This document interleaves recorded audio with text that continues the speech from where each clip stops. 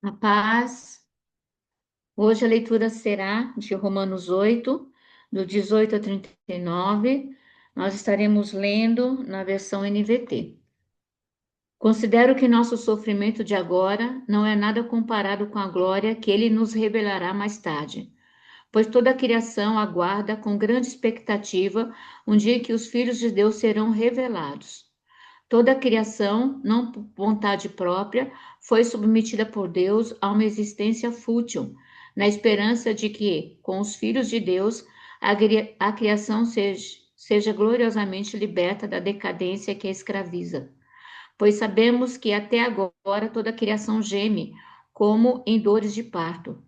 E nós, os que cremos, também gememos, embora tenhamos o Espírito em nós, como antecipação da glória futura, pois aguardamos ansiosos pelo dia em que desfrutaremos nossos direitos de adoção, incluindo a redenção de nosso corpo. Recebemos essa esperança quando fomos salvos. Se já temos alguma coisa, não há necessidade de esperar por ela, mas se esperamos por algo que ainda não temos, devemos fazê-lo com paciência e confiança.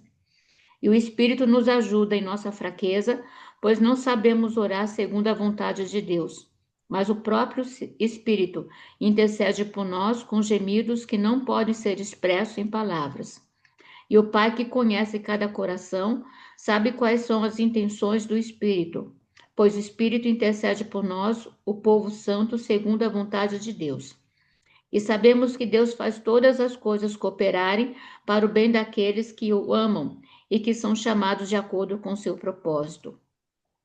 Pois Deus conheceu de antemão os seus e o predestinou para se tornarem semelhantes à imagem de seu filho, a fim de que ele fosse o primeiro entre muitos irmãos.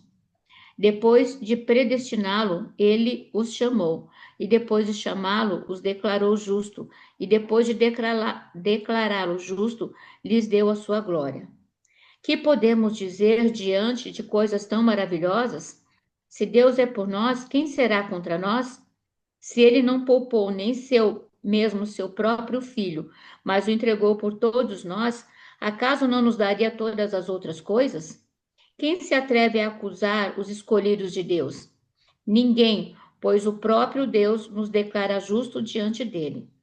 Quem nos condenará então? Ninguém, pois Cristo Jesus morreu, ressuscitou, está sentado no lugar de honra à direita de Deus, intercedendo por nós.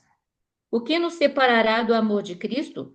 Serão as aflições ou as calamidades, perseguição ou fome, miséria, perigo ou ameaças de morte? Como dizem as Escrituras, por causa de ti, enfrentamos a morte todos os dias. Somos como ovelhas levadas para o matador. Mas apesar de tudo isso, somos mais que vencedores por meio daquele que nos amou.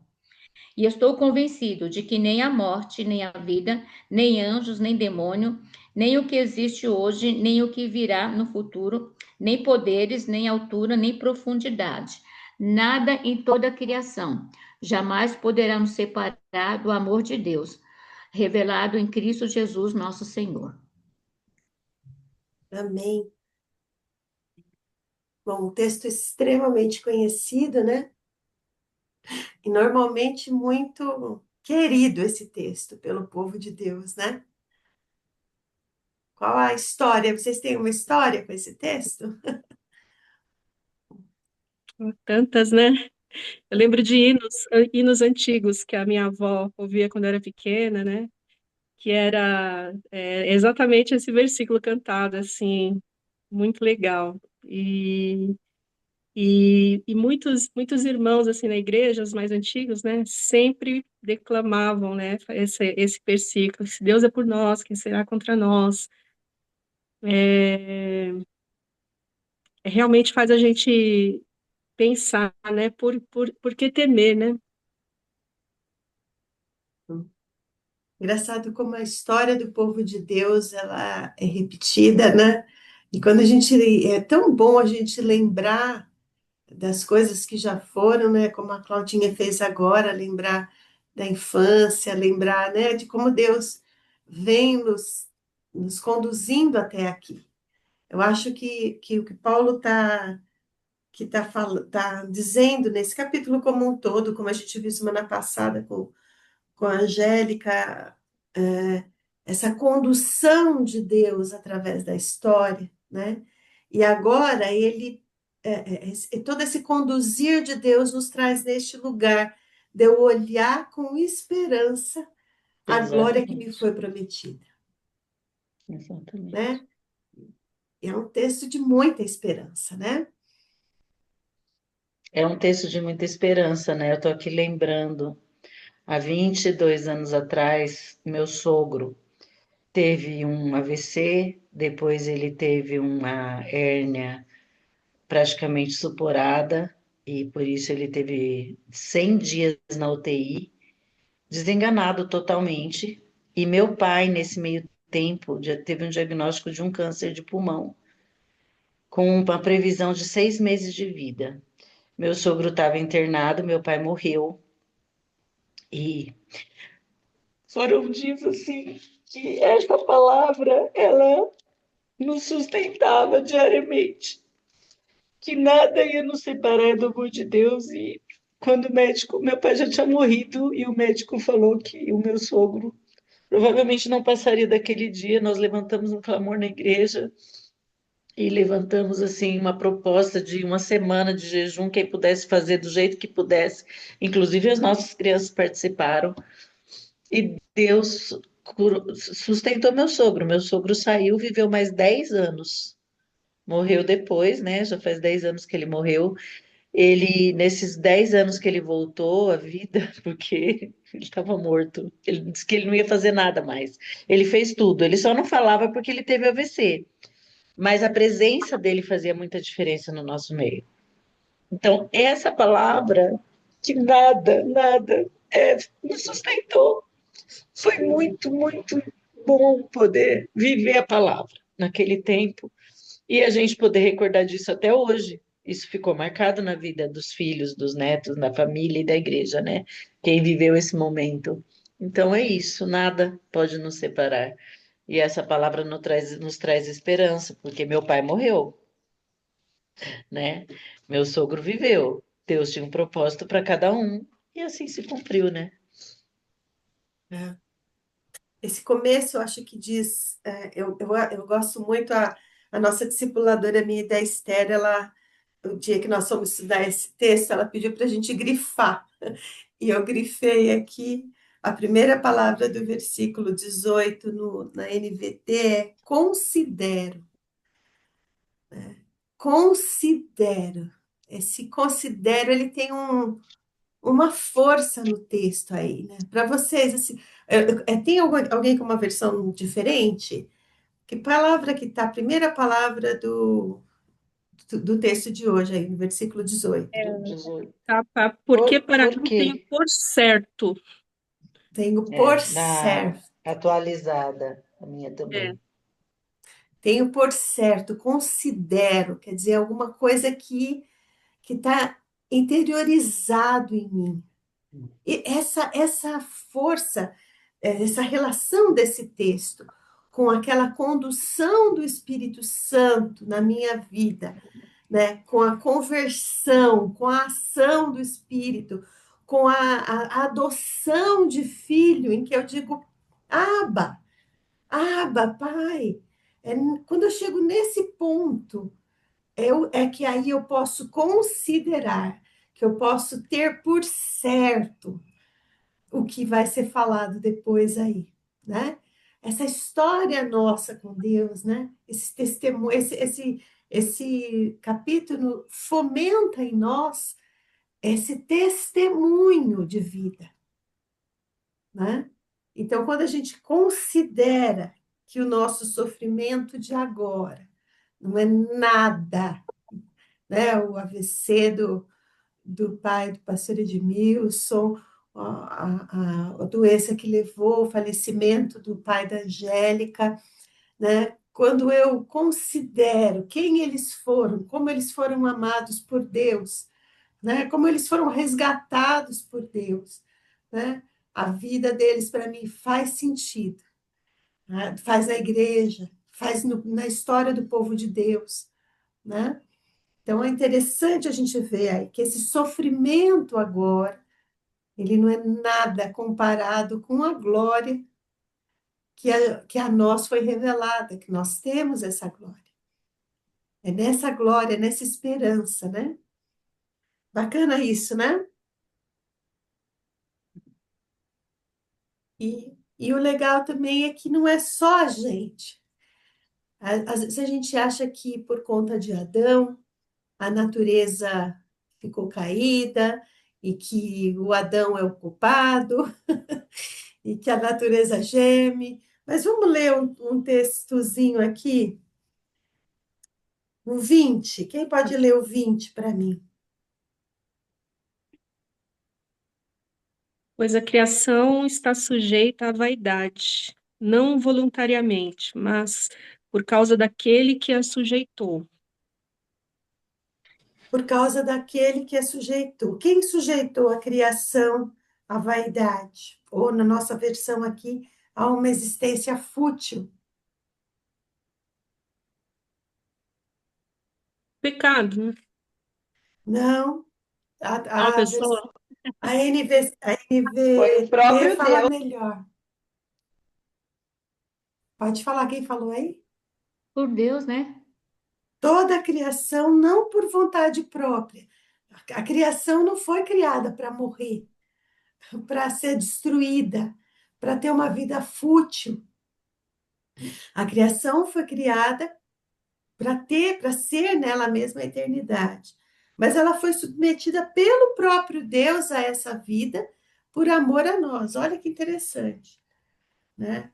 A introdução do pecado no mundo não é algo que foi inesperado para Deus. Isso é muito importante. A gente coloca o ingresso do pecado no mundo como algo inesperado para Deus, e não foi algo inesperado para Deus, né?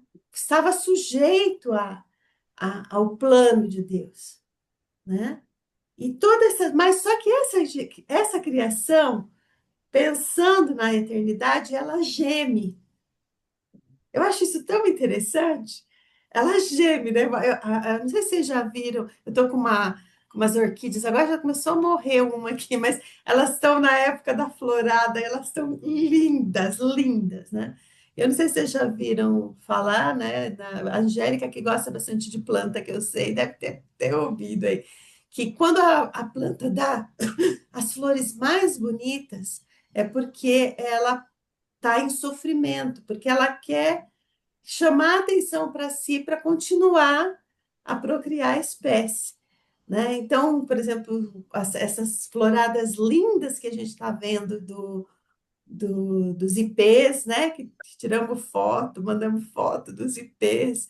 Ela é essa criação gemendo, dizendo: olha, não era para ser assim, não era para eu morrer, era para ter vida, né? E eu acho interessante que ele fala que também aqueles que são filhos de Deus também gemem para que sejam restauradas todas as coisas. Não é isso que está dizendo aí?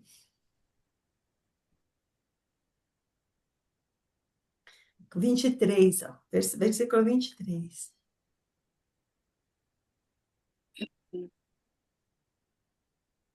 Isso. Nossa, nossa. O que será que é esse nosso gemido aí? Quem que testemunha desse gemido?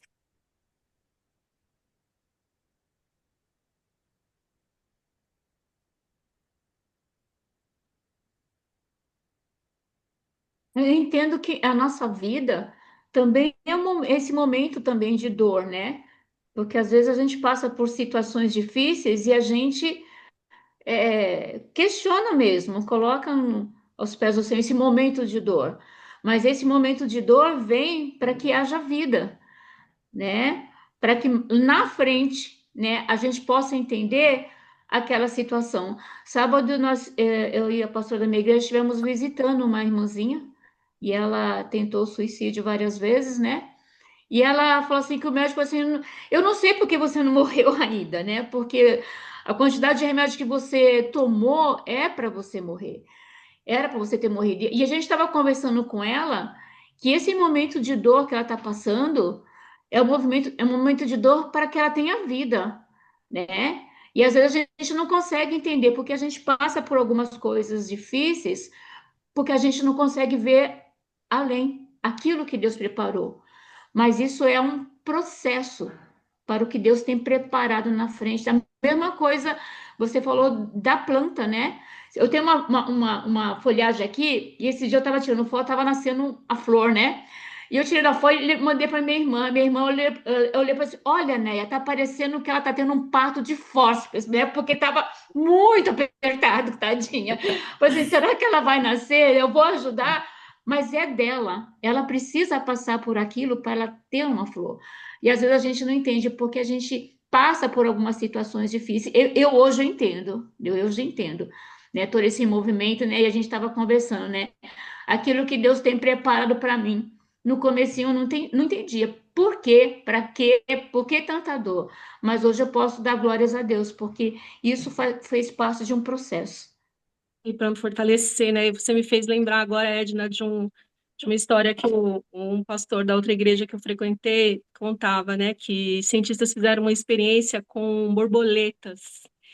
Então, tinha umas que eles deixavam a borboleta abrir o próprio casulo, né? Com aquele processo da metamorfose. Então, elas abriam sozinhas e saíam voando. E outras, eles abriram o casulo, né?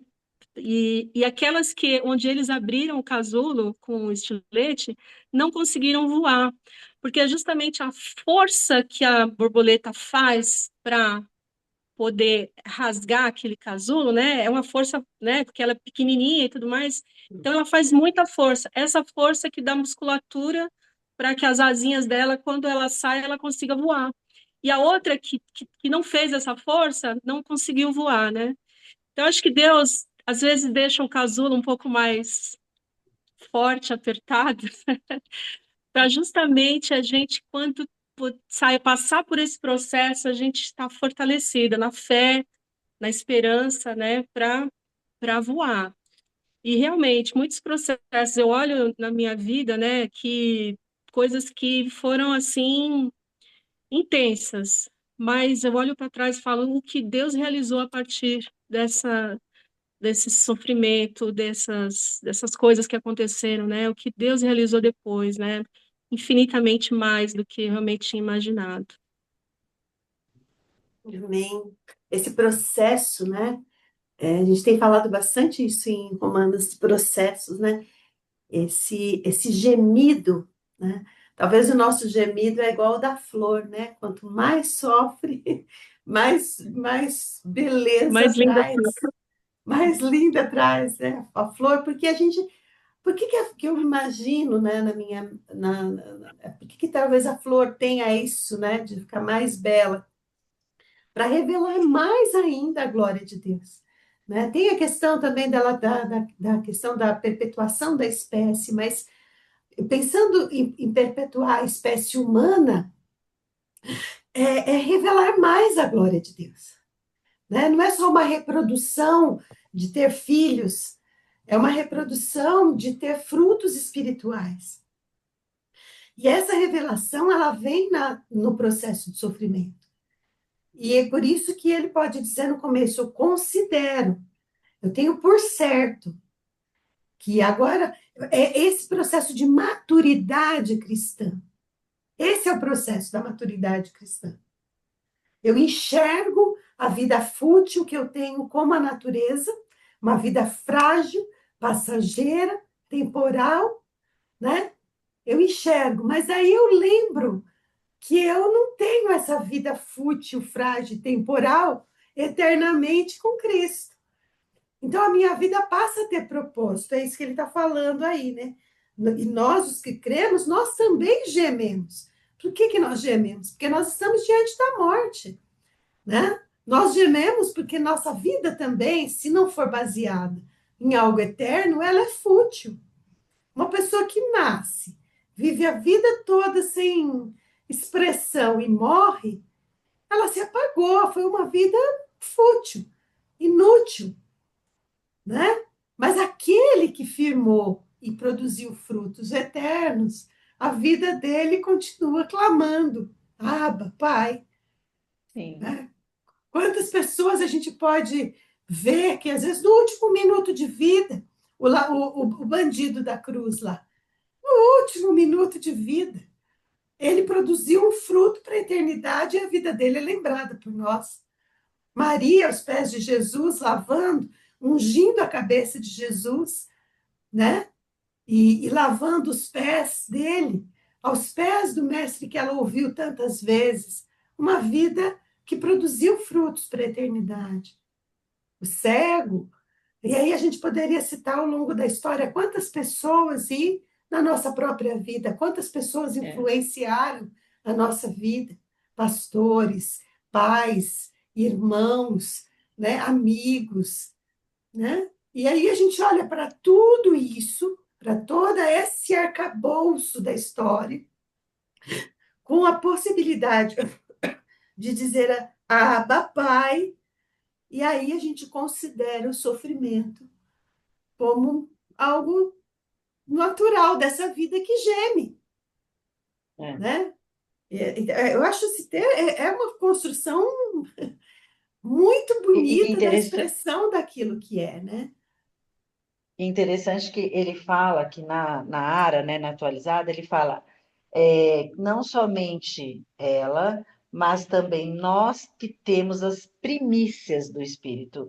Igualmente gememos, quer dizer, mesmo nós que temos as primícias do Espírito também gememos, Uhum. porque nós ainda aguardamos a redenção do nosso corpo. Isso. Mas essa é a esperança, que aí ele segue falando, a esperança daquilo que nós não vemos, porque esperança vem de esperar, né? Eu ainda não cheguei lá, mas eu espero. Essa é a esperança, essa é a nossa vida. E aí que o processo é aquele que vai nos maturando, né? Eu estou vivendo uma experiência agora de relembrar o que é ter uma criança, porque a gente esquece, né? E o bebê fez 1 aninho agora, e cada dia que a gente está com ele é uma descoberta nova. E você fala, meu Deus, é um campo aberto para o aprendizado. Você repete a palavra e você vê que ele olha para sua boca e se esforça para tentar repetir aquilo que você está falando, né? E a gente hoje as linhas vão melhorando, graças a Deus, né? A criança fazia, a gente corria e dava o brinquedo, né? Agora não. Agora eu estou aprendendo que você tem que deixar ele ir do jeito que ele for, gatinhando, se arrastando, mas ele vai buscar o brinquedo. Então, esse processo de maturação está acontecendo na vida dele e eu estou enxergando isso na nossa vida. Que Deus não dá tudo para gente, que a gente tem que sofrer. Às vezes ele chora, dá vontade de sair correndo e pegar o negócio para ele. E a mãe fala: não, espera, que ele tem que ir aprender a buscar. Assim ele aprendeu a engatinhar, assim ele vai aprender a andar, assim ele vai aprender a falar. E assim é na nossa vida. Se a gente dá tudo para o discípulo, por exemplo, o discipulado, que a Edith está citando aqui, você tem que ensinar o discípulo de Jesus, que não é nosso, é de Jesus, a ler a palavra, a buscar na palavra, a entender onde estão as fontes. Você dá os instrumentos, você ajuda, você ensina, mas quem vai fazer é ele. Então, esse processo, ele está passando por uma prova. Você quer dar todas as respostas, né? Você quer chegar lá e tirar a dor dele. Você quer chegar lá e orar para ele para que aquilo desapareça. Num filho, na vida do. Não, às vezes ele tem que passar pela dor, ele tem que passar pelo processo. Então, eu vejo esses versículos aqui, até o 25, essa maturação, né, da espera, né, do processo na sua vida. Porque ele termina falando, mas se esperamos o que não vemos, com paciência o aguardamos.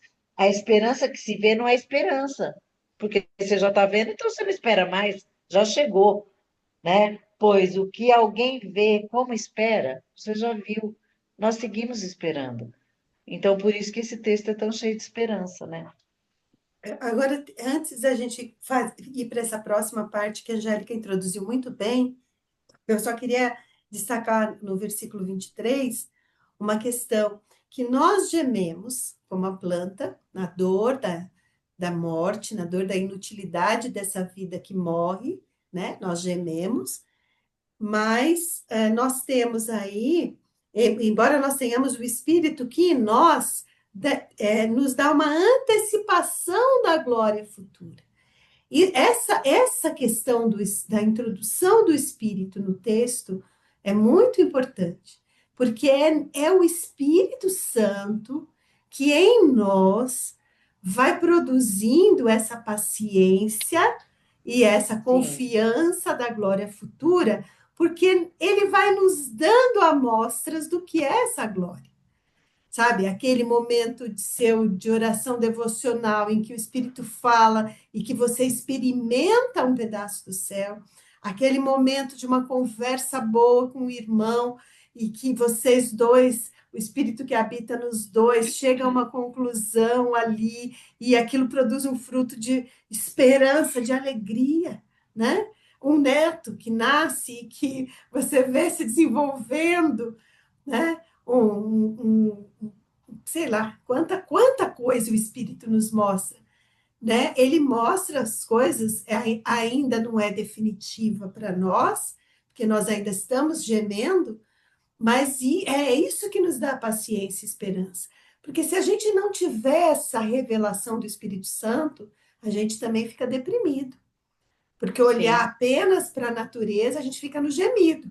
Aí vira aquele crente rançoso, É. lamurioso, né? Que só conta dor, Lagartixa que só se arrasta, assim.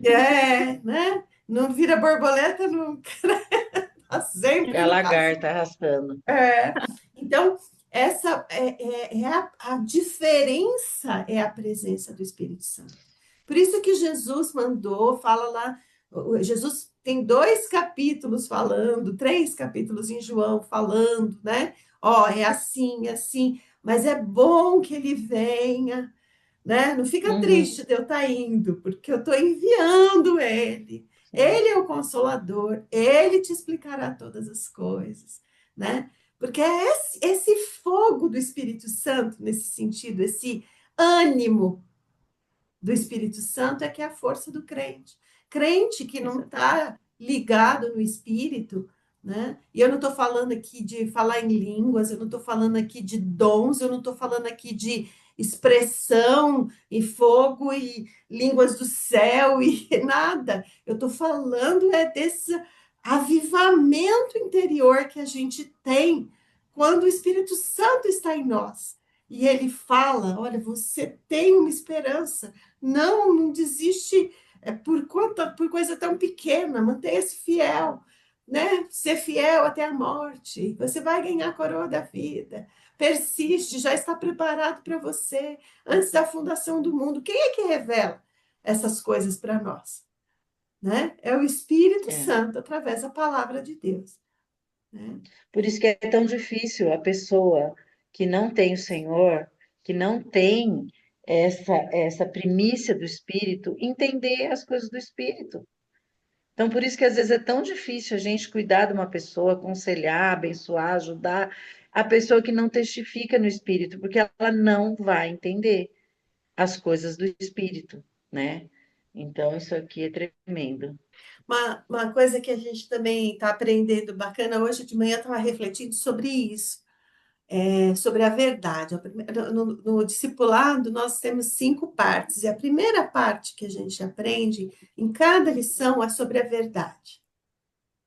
A verdade é uma coisa interessante, né? A gente hoje está vivendo o que eles dizem que é a pós-verdade. O que é a pós-verdade? Nós passamos por um tempo extremamente racional, né? Desde o iluminismo até o século XX, extremamente racional, em que a verdade era algo baseado nos fatos, né? Fatos quantificáveis, verificáveis e etc, né? Só que a gente viu que esses fatos verificáveis e quantificáveis, eles são relativos. Eles são enviesados conforme a pessoa que olha, né? E aí você fala assim, bom, então os fatos, eu preciso ter uma noção exata do que realmente é fato e do que é interpretação, né? Do que é cosmovisão, como eles dizem, né? E quando você vem nessa circunstância, você entra nessa pós-verdade. E hoje, tem um texto do pastor Davi Lago, O Brasil Polifônico, em que ele fala que a verdade, a pós-verdade, é quando as emoções e as crenças, elas são mais fortes do que os fatos. Mas como a gente não tem uma referência dos fatos, a gente fica perdido. Então, tá bom, mas eu vou acreditar em qual fato? E a Bíblia diz o quê? A Bíblia diz que ela é a verdade. E Jesus diz o quê? Que a verdade nos liberta. A conversa que Jesus teve com Pilatos na hora da morte foi sobre a verdade. Pilatos fala para ele o que é a verdade. Né? Pilatos já era pós-verdade, já era pós-moderno, né? E aí você olha e você fala, o problema é que as pessoas não estão firmadas na verdade. Isso que a Angélica falou, a pessoa não entende porque ela não tem o Espírito Santo, é porque a gente não pregou para ela a verdade que liberta. O púlpito da igreja, a nossa vida, ela tem que testemunhar a verdade.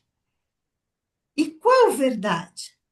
Que Cristo é o único meio de ligação entre o homem e Deus, que o homem está separado de Deus. Mas existe um caminho de volta e o caminho é Cristo. A partir do momento que a pessoa entende esse caminho e ela fala, eu recebo isso e a minha fé vai estar firmada nisso, aí tudo que vem depois tem que estar firmada nessa verdade. Não pode ter dúvidas dessa verdade. E o Espírito Santo é que nos revela essa verdade. É ele que traz a memória. Olha, lembra que você não está aqui à toa. Lembra, Claudinha, que a sua vida não é uma coisa inútil, a sua vida é importante. Lembra essas pessoas que foram tocadas através da sua vida. Lembra sabe, essa lembrança. E a lembrança maior é que nós temos a vida eterna.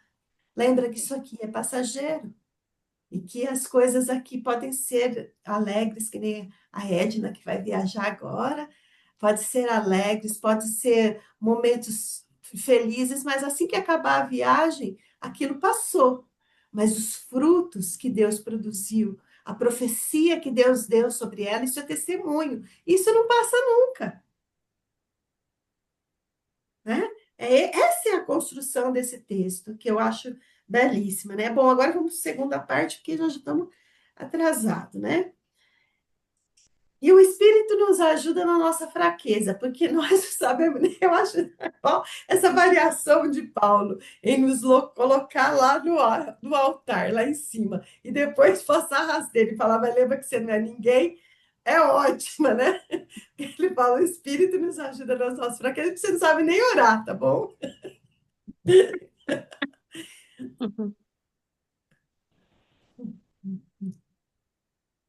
Nem orar nós sabemos, né?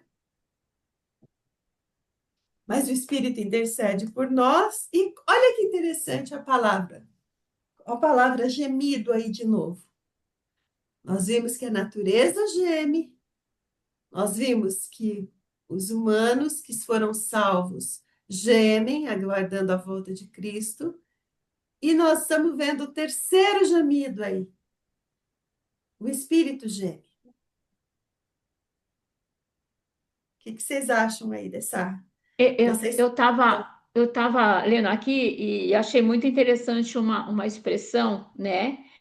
Que ele fala que o Espírito, até nesse ponto, o Espírito Santo, ele nos conforta, né? Porque a gente não sabe como orar, mas nós temos que sentir confortáveis, porque ele vai orar por nós naquele momento. Então, o Espírito Santo nos dá esse conforto de mesmo quando não soubermos orar, ele vai interceder por nós. Então, não fique preocupado. Eu não sei o que dizer, eu não sei o que falar, eu não sei o que pensar. E Deus vai nos dar, Deus nos deu o Espírito e ele vai nos confortar quando nós oramos, mesmo que nós pensemos que não sabemos orar. Ele Sabe uma coisa, geme. ouvindo vocês, tem um autor, tem um grupo que eu gosto muito, que chama Palavra Encanto, que fez uma música desse versículo. Depois eu compartilho aqui, que é uma versão que acho que vocês não devem ter ouvido, porque eles não são muito conhecidos, não. Eu conheço o Mas Rodolfo, não é o Rodolfo? Rodolfo Seifer, isso, Rodolfo é Isso, maravilhoso. conheço O ele, que, fofo. um pouco, o que acontece com essa palavra, né? Ele disse que quando ele estava escrevendo essa música, ele ficou preocupado, e ele conversou com a esposa dele, que as pessoas às vezes passam pelo versículo e esquecem de uma coisa. Esquecem que o Espírito Santo, ele não tá, você não está chamando o Espírito Santo para vir interceder por você naquela hora. A gente precisa lembrar que o Espírito Santo mora na gente. Você é templo do Espírito Santo, você é morada, ele habita. Então, quando ele geme, ele está em você. E aí ele geme antes até de você.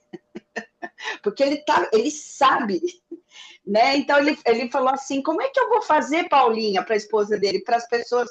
Ela falou assim: simples, coloca lá, o Espírito Santo está junto e intercede por nós na música. Então vocês vão ouvir isso na letra da música. E eu tinha uma percepção meio enviesada sobre isso também, de que eu estava chamando o Espírito Santo, e aí o Espírito Santo, ou que o Espírito Santo estava me assistindo do lado de fora de mim, olhando, coitadinha, está sofrendo, vou chorar por ela. Não, ele está em mim, chorando por mim. Eu sou morada dele. Ele não falou que vai sair de vez em quando para dar uma volta. Eu vou estar com você todos os dias. Foi a promessa de Jesus. Então, o Espírito que habita em mim geme.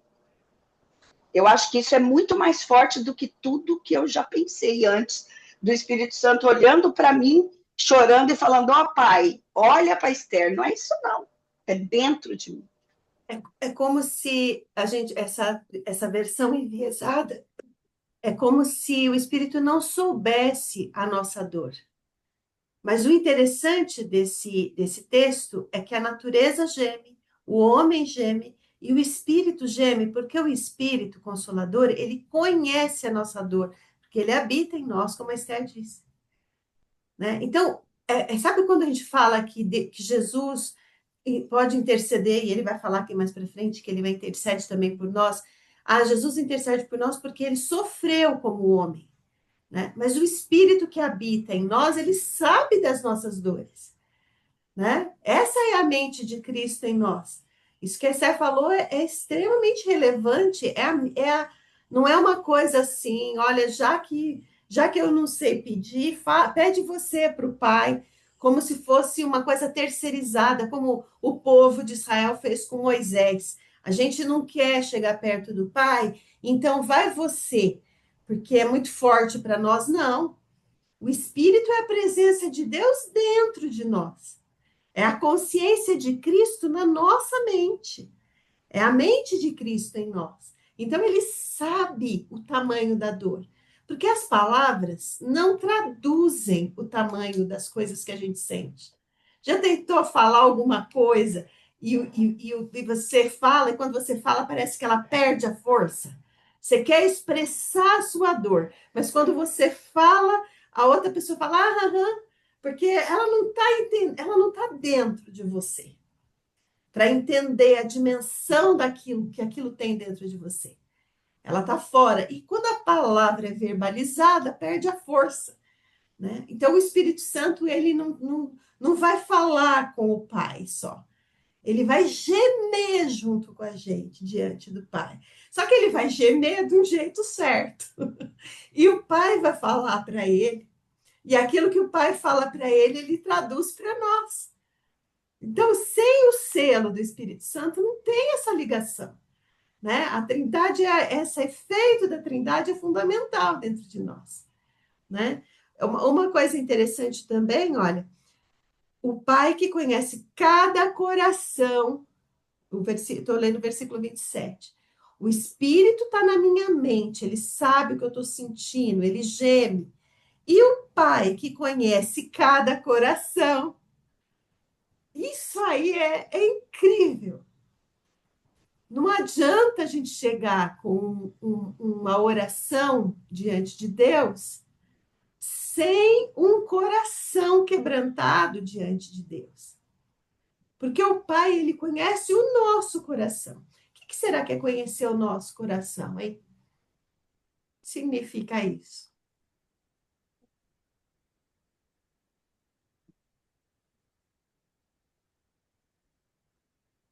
Dá para você fazer a pergunta de novo, Edith? Eu me Tá? perdi. O 27 diz que o Pai que conhece cada coração. Então, o Espírito está em nós, como a Esther disse, só que o Pai, ele conhece cada coração. O que que é conhecer cada coração? Ele se relaciona com você. Não é conhecer de você, eu conheço tal pessoa que eu vi ali. O conhecer na Bíblia, ele é usado de ter um relacionamento íntimo, um relacionamento amoroso, né? Não é só de conhecer de vista, mas de entender, de estar com a pessoa, de falar com a pessoa. É um relacionamento mais íntimo de Deus com a pessoa.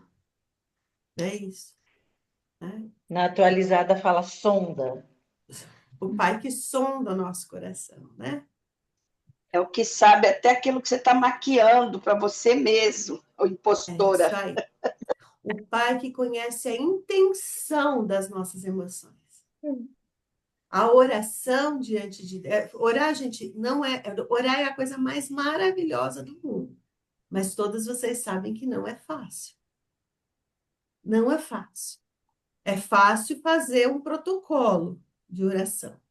Mas orar, porque você tem que olhar para você, você tem que gemer, porque você sabe que você não é grande coisa, você sabe que o seu destino é a morte, né?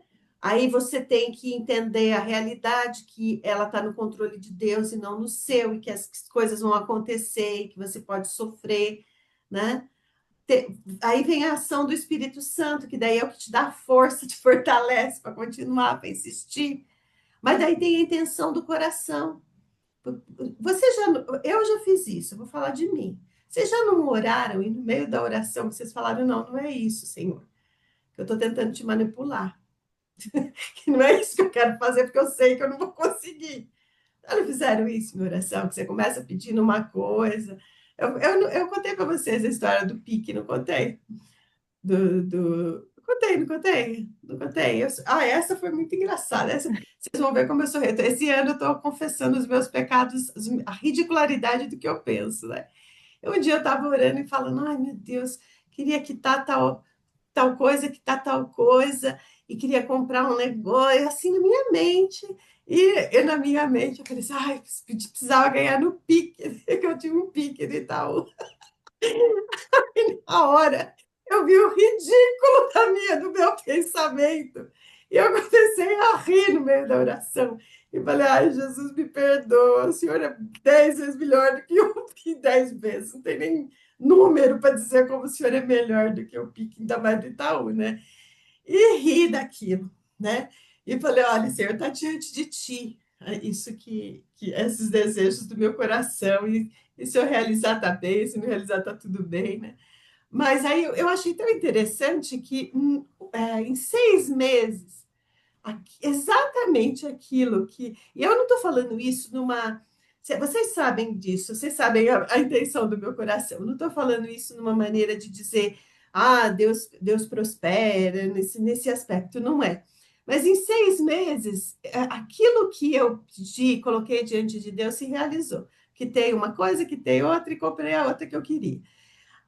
Aí eu olhei para aquilo e comecei a rir de novo, lembrando do ridículo do meu pedido lá atrás e como é que Deus transformou aquele absurdo em bênção, em bênção, né? Porque o que nós temos é muito maior do que qualquer coisa que esse mundo possa oferecer. É o relacionamento. E Deus, quando Ele vê a intenção do nosso coração, quando Ele vê, não, Deus sempre vê a intenção do nosso coração. E Ele sabe que o nosso coração é enganoso, mas quando Ele nos mostra e a gente admite e a gente ri, chora, sei lá, com Ele, ele vem e ele também fala para o Espírito. E o Espírito muda a intenção do nosso coração. Olha que interessante. É uma ação de unidade, né? Nós passamos a estar nessa unidade com essa trindade maravilhosa. né? É na unidade da Trindade que nós somos convidados também a fazer parte, como filhos, né? Eu acho que E tem aí, a situação também, não sei se eu vou falar besteira, mas de você estar pedindo aquilo que não é para você pedir, e o Espírito Santo deve ficar falando para Deus, Senhor, não considera não, porque ela ainda não entendeu. Calma, que eu ainda vou estar, eu vou estar trabalhando com essa pessoa. Ela não entendeu ainda. Perdoa que ela não sabe o que faz.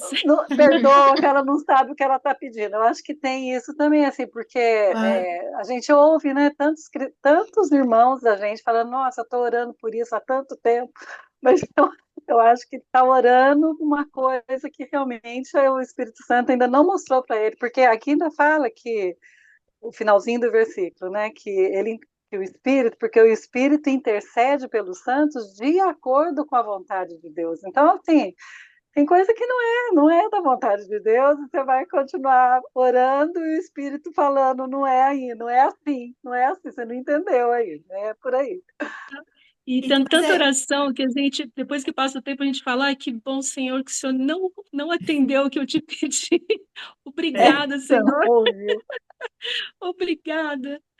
e tem também o importante para nós é esse retorno do Espírito Santo, sabe? É estar atento a esse retorno do Espírito Santo. Senão não tem amadurecimento. Senão eu fico lá na reclamação, no pedido, no não sei o quê, Deus não me ouve, Deus não me responde, né? Eu tenho que estar atento à resposta de Deus. E isso também é obra do Espírito em mim. Só que existe uma parcela minha que precisa estar atenta, que precisa estar aberta a isso, né?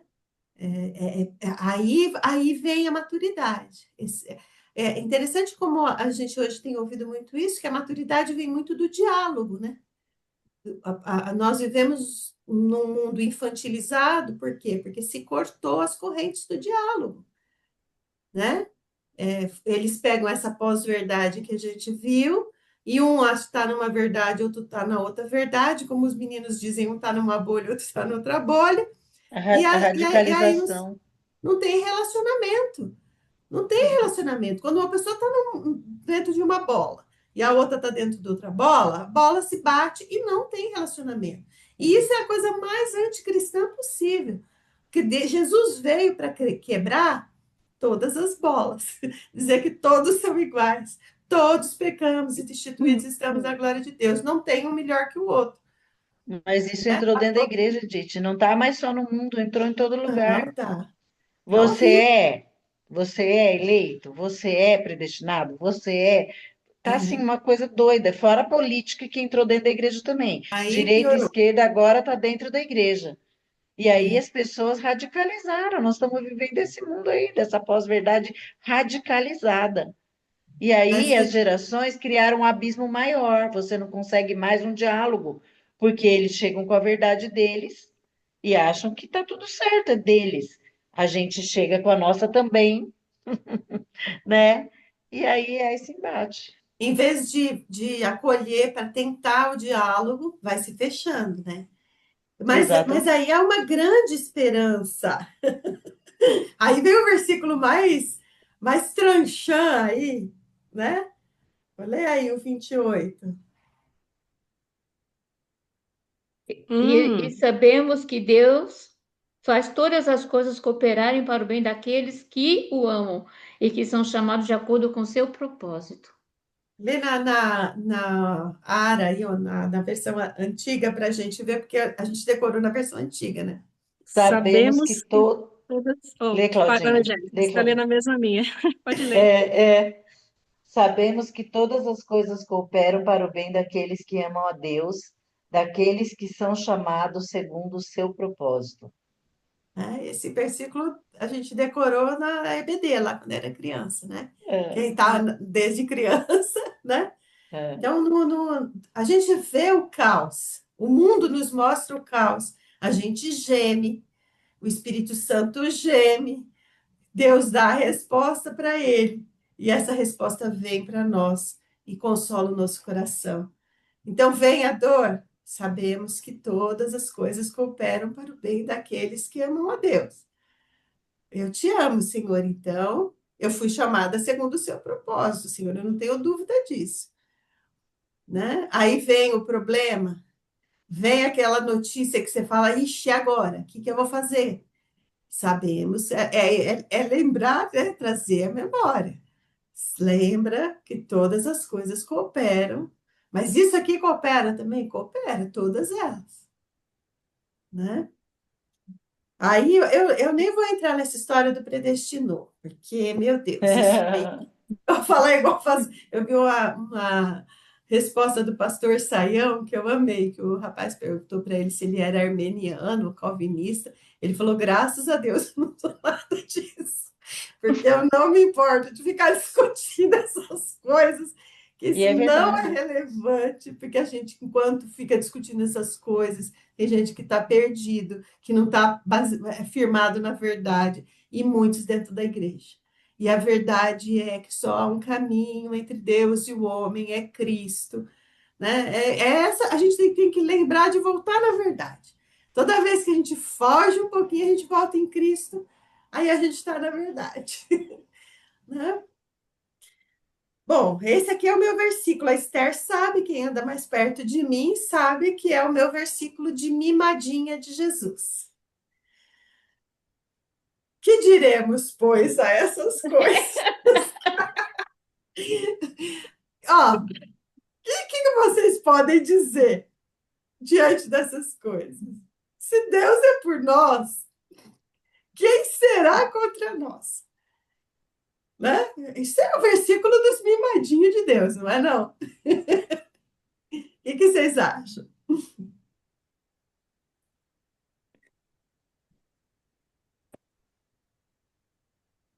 Vocês já viram esse versículo como as mimadinhas de Deus? Não? Não, eu só ouvi só por você.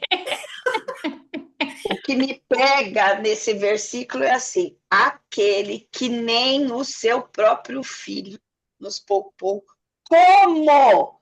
Como não nos dará também com ele todas as coisas? Esse é o bicho que pegou para mim no momento da minha maior dor, digamos assim, daquilo que eu falei, da notícia inesperada aí, que a gente falou assim, e agora? O que eu faço? O que eu faço? Aquele que não poupou a vida do seu próprio filho, como que ele não vai te dar também? Mas é com Cristo. É E com ele que ele vai te dar todas as outras coisas. e quando vier a culpa e a acusação, a gente continua. Quem se atreve a acusar os filhos de Deus aí, ó? Quem se atreve a acusar os escolhidos de Deus? Ninguém, pois o próprio Deus os declara justos diante dele. Sabe quando vem aquela culpa? A culpa é ótima, né? Porque a gente viu que pisou na bola, tá tudo bem com a culpa. Mas na hora que a culpa vem, é pedir perdão e ser justificado por Deus. Não há mais acusador. Não, quem se atreve, olha que força que tem esse versículo, né?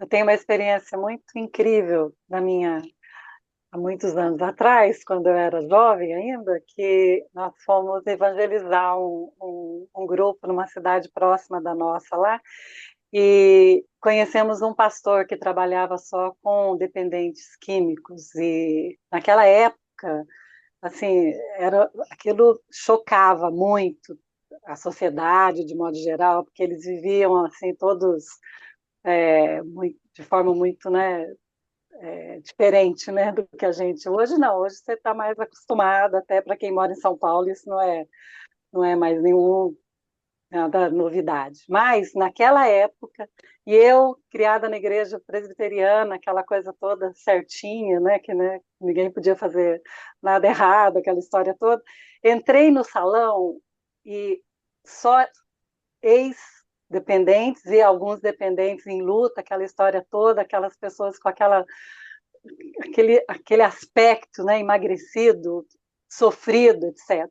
E eles cantando, eu não sei se vocês lembram desse corinho que falava exatamente essa frase: quem acusará os eleitos de Deus? É Cristo quem os justifica. Gente, eles cantando aquilo, eu não tinha como. Aquilo lá me tocou tão profundamente assim que eu falei, que a gente vai falar, né, dessas pessoas? O que a gente vai? É Cristo que está fazendo a obra aí, porque esse pastor era muito criticado, né, porque ele vivia no meio deles. Então, só para vocês entenderem assim, foi uma coisa transformadora na minha vida, transformadora. Esse Nossa, versículo realmente é poderoso.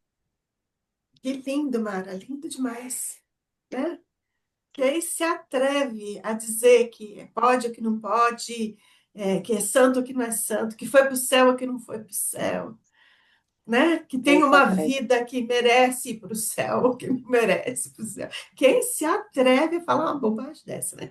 Quem se atreve a acusar os escolhidos de Deus, se é Deus quem os justifica? Nossa, é maravilhoso isso, maravilhoso. Isso enche a gente de esperança, né? A gente olha para o tamanho das nossas bobagens e aí a gente fala, eu sou mimada de Deus mesmo, né? E aí eu volto correndo e falo, ai, Menina, paizinho, só do teu lado para eu poder dizer uma coisa dessa, né? Bom, e aí vem a parte bom do dia, amor, meninas. né? Pois não, quem ia falar? Eu Fala, Adri. tocar uma frase de noite. Eu acho interessante falar assim, quem poderá nos separar? Quem será contra nós? A gente mesmo é contra nós, né? Nosso maior inimigo é a gente mesmo, né? E mesmo conhecendo todo esse amor, toda essa verdade, a gente se dedica, eu falo todo dia eu preciso me converter, todo dia eu preciso aceitar esse amor, todo dia eu preciso ser constrangida por esse amor. Porque na nossa caminhada, acho que a gente para muito na adolescência, né? Eu estava falando aí das fases, a gente para muito na adolescência, né? A gente coloca algumas verdades na nossa vida e afirmamos aquela verdade como se fosse as verdades de Deus, né? Então a gente limita muito esse amor, tá? Acho que o nosso maior inimigo aqui é a gente mesmo, é limitar esse amor do Pai. Mesmo ele declarando, mesmo ele dando prova, muitas vezes a gente fala, não é bem assim esse amor. A Adri sempre fala tão bem, né, gente? A Adri sempre fala falar mais. Você traz umas coisas tão práticas, tão. E é verdade, a gente que se derruba, porque isso está tudo à nossa disposição, sabe? E a gente não toma propriedade, né? Tinha um pastor na igreja, um mocinho, que ele pregou sobre a lua de mel dele, quando ele descobriu que ele não estava, acho que num cruzeiro, e ele quase não estava aproveitando das coisas, com medo de comer e ficar caro, ou de beber alguma coisa e ficar caro, até que ele descobriu que era all inclusive. Ah, E aí ele falou assim, gente, né? Até a gente descobrir que a nossa, que Jesus já pagou todo o preço, que é all inclusive, né? Que você pode desfrutar da graça de Deus, né? Então, essa pregação dele era muito engraçada, assim. Bom, quem nos separará? Isso aí eu acho que é mais um poema, né? Quem nos separará do amor de Cristo? Será? Eu acho que talvez essa daí, Adri, fosse a pergunta que a gente deveria nos fazer, né? Quem nos separará do amor de Cristo? Será a falta de alguma coisa hoje? Será uma atitude do outro que não nos agrada muito? Será uma dor, um sofrimento real e duro ali da vida? Uma preocupação? Quem? O que pode nos separar do amor de Cristo? Né? Talvez De novo essa. ele fala, né? Desculpa, de novo ele fala, estou bem certo É, de que nada disso pode nos separar do amor de Deus. é isso. Nem a morte, nem a vida, nem os anjos, nem os demônios. Tem gente que põe muita culpa nos demônios, né? Nem eles. Nem o que existe hoje. Olha, Paulo está falando isso. Pensa aí, ó, quase 2000 anos atrás, hein? Nem o que existe hoje e nem o que existirá no futuro. Com a Edith, com a Angélica, com a Cláudia, com a Cícera, com a Esther, a Adriana, Edna, Mara, a Rose, a Dilza, em 2025. Nem o que existe hoje e nem o que existirá no futuro poderá me separar do amor de Deus. Olha que. E Paulo coloca ali que somos mais que vencedores, não é só ser vencedor, é mais, somos super vencedores naquele que nos amou. Amor. Não tem que preocupar, Amém. né? Super Porque a vitória é vencedores. certa. Isso Nós já não é. ganhamos de lavada em Cristo, né? É. Cristo correu e a gente pega a vitória dele e fala para todo mundo: ganhamos de lavada. Agora é incrível, depois de um texto desse, a pessoa pegar o versículo e tirar do contexto, né? Esse, que somos mais que vencedores em Cristo Jesus. A pessoa usa isso como um mantra, usa isso como, né, um pensamento positivo, usa isso. Então, eu sou mais que vencedor.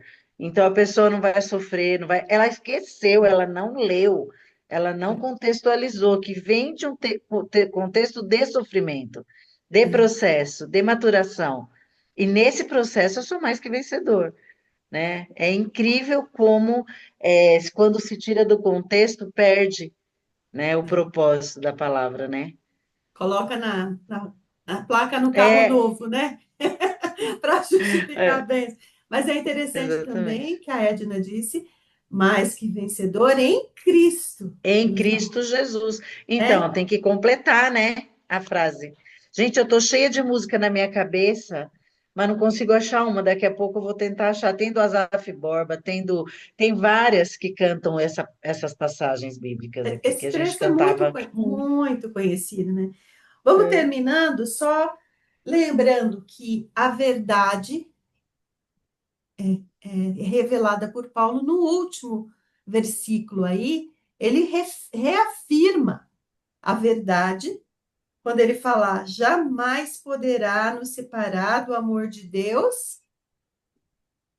Que E está aí, em o que que ele Cristo termina? Jesus, nosso Senhor. Ele reafirma a verdade.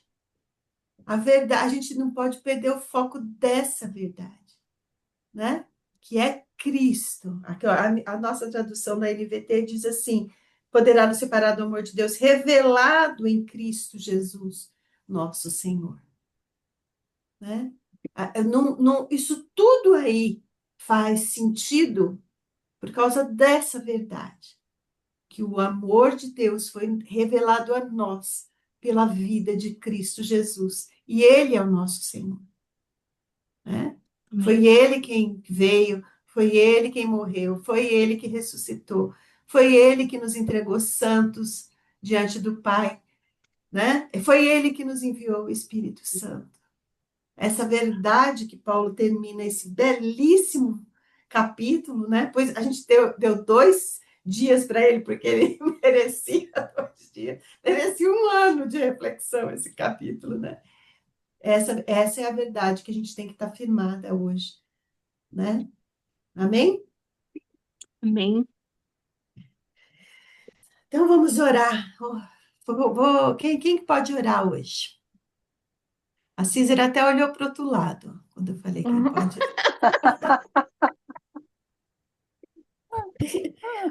Não foge, não, Cícera. Ora aí por nós.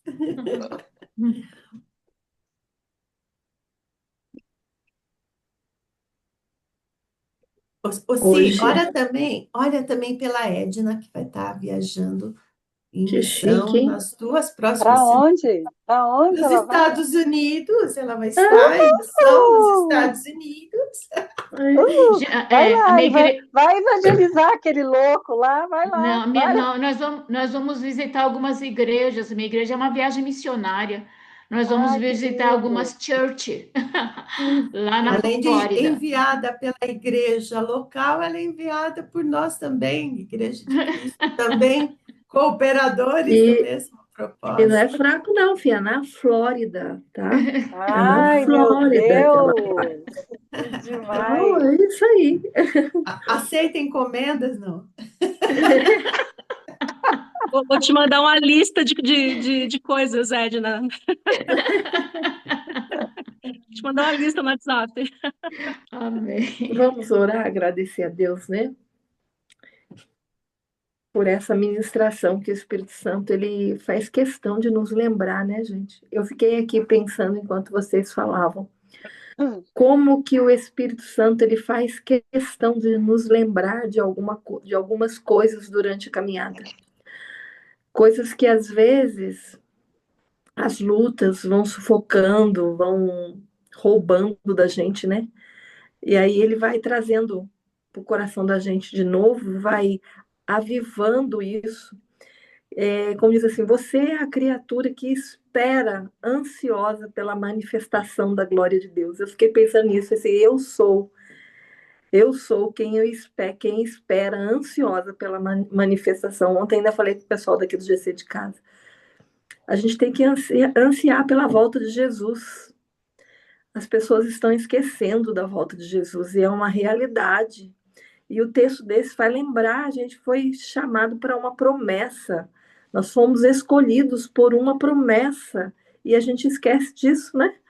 Então, que o Espírito Santo ele continua intercedendo por nós mesmos e falando, Jesus, dá uma olhadinha lá na Cis, ela está precisando relembrar de algumas coisas. Vamos trazer à memória algumas coisas que fique vivo de novo dentro dela. Que Jesus faça isso com a gente, que isso permaneça vivo dentro de nós, que as lutas não sufoquem, nem apaguem isso da nossa alma, né? Que a tendência é a gente ir por esse caminho.